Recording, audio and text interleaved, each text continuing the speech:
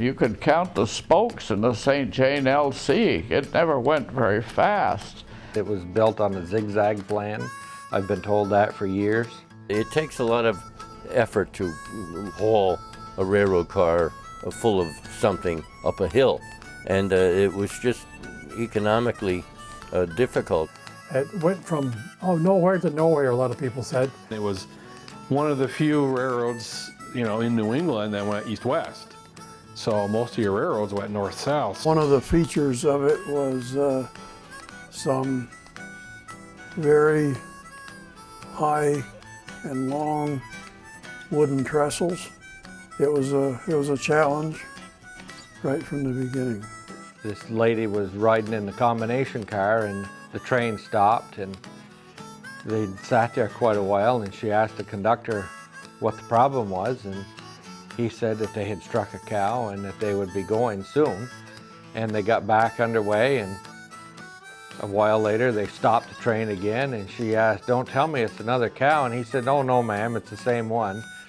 Sadly so, it was always interesting to hear people say, "Oh, there's the St. Jane late-coming railroad."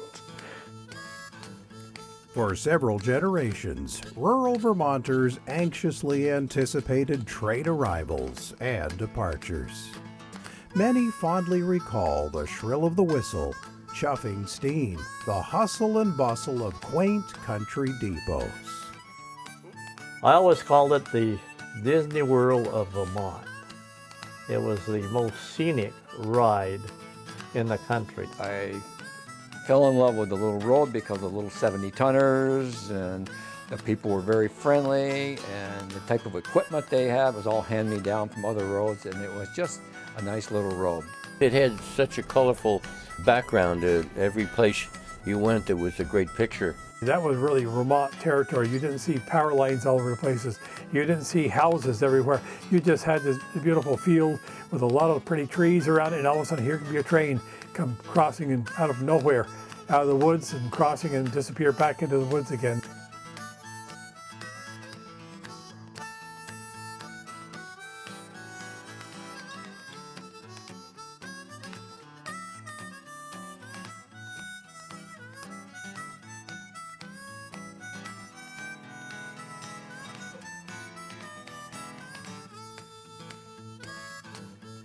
In spite of her shortcomings, or perhaps because of them, the covered bridge route was a northern Vermont treasure. From Maine to the west, we serve you the best. That was their motto.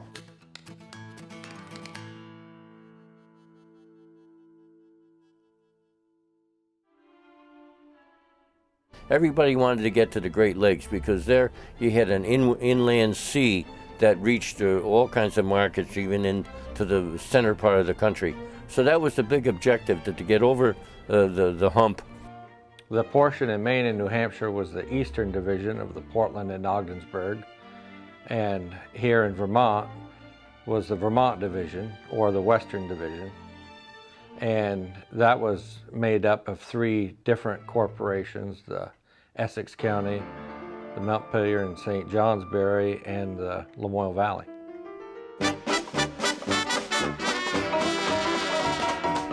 A 2.3-mile extension was laid from Swanton to Maquam on Lake Champlain as a summer tourist attraction. They had a diamond crossing in Swanton, and they would run their passenger trains out through Maquam, and the people could get off the train, stay in the hotel, or get on the steamship, Maquam, that the St. Jane LC owned.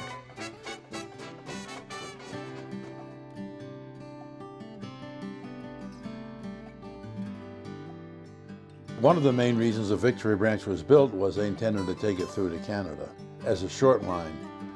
Because back in those days, anytime they could build a little shorter railroad than the competitor, that was good. They thought they'd be saving money and saving time, which was many times not true, but they were going to put a line right through to Canada. When the St. Jane LC's tracks reached Gallup's Mills in 1883, a sawmill began shipping 3 daily carloads of finished lumber.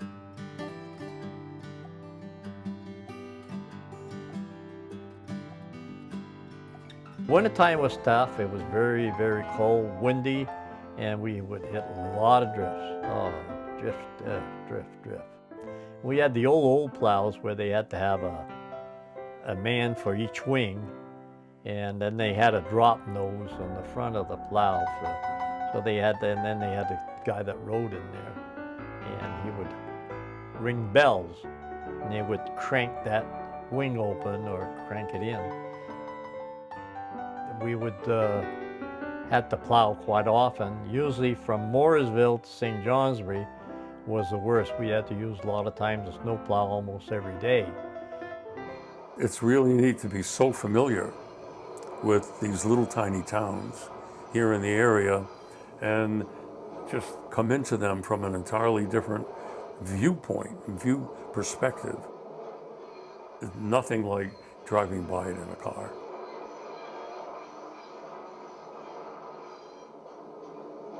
Joe's Pond, I don't know, you're maybe 5 or 10 feet from John Gebby's house when you come through the West Danville on the crossing. Yeah, it's really interesting. Joe's Pond was a recreational area, basically. And years ago, you could take the train, and there was a little station there with a platform, and you could get off and spend the day by the lake with a picnic lunch and whatnot, and then catch a later train back to St. Jay, for example, or if you come up from Morrisville, take the train back. That was a meeting point for the other trains. Sometimes Danville, but most of the time, West Danville or Walden or Bell, which is the other side of Walden. We'd meet 74 and 75. There was a sawmill in West Danville that shipped lumber out. There was some other smaller things. There was a station there in West Danville, and there was actually a flag stop up above the station for Joe's Pond. The reason it picked up the name Fairgrounds is because right beside the track is the local county fairground. And years ago, when the circus came to town, it come by rail, all they had to do was pull the train up on the main line and offload all the circus gear and the tents and whatnot, and they'd set up for the week-long county fair. And Sheldon Junction, of course, you had a connection with the Central Vermont, their branch line to Richford. A lot of the grain traffic would come out of St. Albans Grain, Worthmore Feed Miller. United Bag Corporation would manufacture new bags, and Georgette Bag Company and Corporation would recondition the bags. I'd worked for Georgette for 12 years. When he passed away, then I bought the business with a brother-in-law.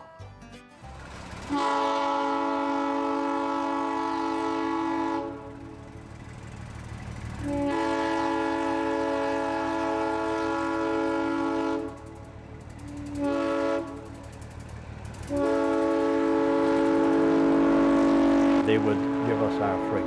Usually 20 cars, 15 car interchange back then. We used to do that every morning. We'd come in and back off cars for the St. J and LC. And then in the afternoon when we came back, we'd pick up from there too. The local business just disappeared. People that would send a barrel of apples from Morrisville to St. Johnsbury at one time on the railroad, they put it in their pickup truck and they were there in an hour. St. Johnsbury and Lake Champlain had gone bankrupt. They got rid of it. So when they reorganized, they called it the St. Johnsbury and Lamoille County. So they kept the same initials, St. J and LC. Though sturdier bridges permitted larger, more powerful locomotives, derailments remain common. A conservative 10-mile-per-hour speed restriction wasn't enough to keep trains on the rails.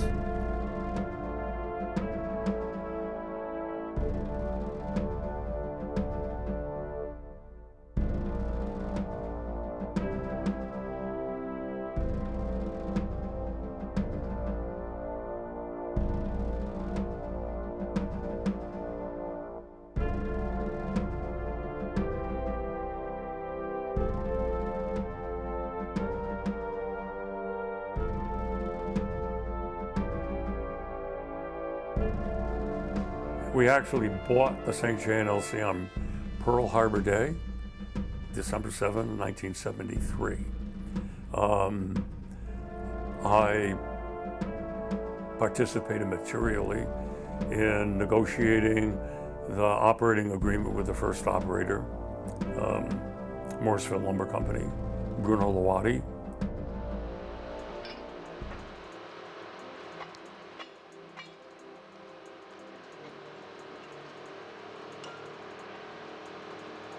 We would pull out the spikes, look at the ties, and what we would do actually is turn it over.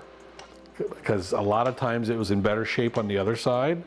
So we would actually turn the ties over and then tamp them back up, spike them back up. And I mean, there were some that were just absolutely toast that we had no choice but to, replace them. But if they were good on the bottom side, because they've been sitting somewhat protected, I guess, we would turn them over and still use those ties. It was hard work, but it was rewarding work too. I mean, you got done at the end of the day and you knew you put in a day's work. There were three really large users of the railroad. The Rawson Pyramid plant here in St. Johnsbury, the talc mine in Johnson, it's owned by Engelheim Minerals, and the asbestos mine in Lowell. There were 10 shippers altogether who invested in the Lamoille Valley Railroad Company to try to keep it going. They brought a breath of life into it.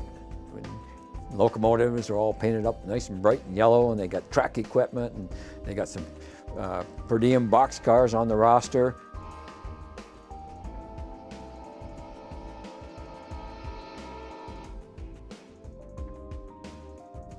Lamoille Valley wanted to be out of the railroad business. The asbestos, the talc, bell gates, I mean, they're all gone now, so there was no need for them to be in the railroad business, so they sold to Mr. Forbes. On September 1, 1989, that's when I got done. I devoted a tremendous amount of personal energy and effort for 15 years to try to make the railroad a success, without success. Basically, it was the closing of the Mountain Division. Timothy Mellon coming onto the scene and putting together the Maine Central and the B&M took away our hopes for overhead traffic. I honestly don't know why he was interested in the St. J, but he was interested, and he negotiated an agreement with the shippers who own the LVRC to take it over. He bought their stock.